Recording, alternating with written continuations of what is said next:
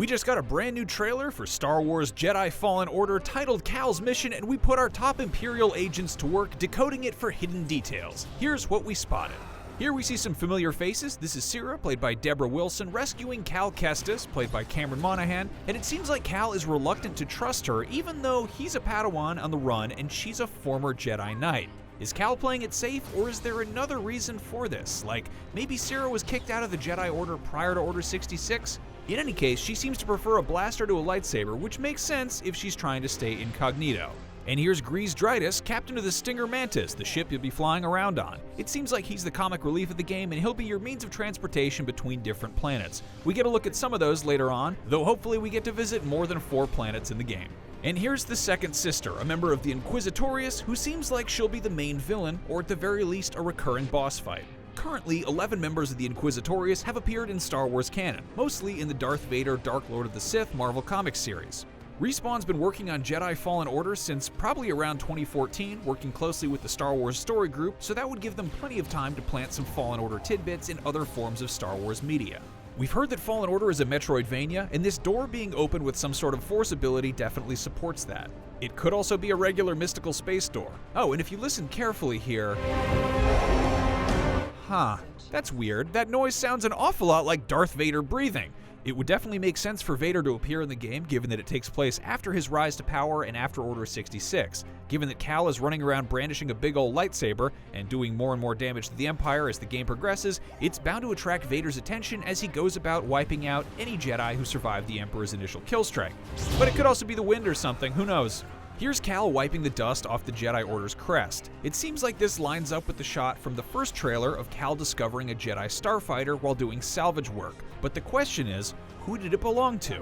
We've seen Purge Troopers before, but they've been carrying electro staffs, whereas this one has more of an axe-like weapon that's using the same funky purple energy field.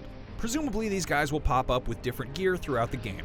Here we see Cal riding around on and eventually fighting Gorgara the Chirodactyl, which is a brand new creature for the game, and probably a big old boss fight based on this scene in what looks like a volcano. In the background of the first shot, we see a lot of reddish rock formations that have doorways carved into them, which are a very Star Wars-y type of environment, but they're also reminiscent of the catacombs of Cadera on planet Jedha, where Saw Gerrera and company had their secret hideout in Rogue One, which takes place later on after this game.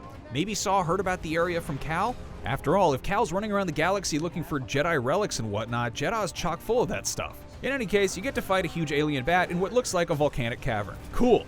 Here's Cal alongside some of his fellow salvage workers, presumably getting shaken down by the Empire. The big guy next to Cal is likely the same Abednito Cal uses his force powers to save in the first trailer, blowing his cover and kicking off this whole story. The green-skinned guy with the face tattoos could be Mirielon, the same species as Luminara Unduli, a familiar Jedi Knight, and the blue guy might just be Chiss, the same species as Thrawn, or possibly a Twi'lek if he's got some Leku headtails stuffed under that raincoat hood.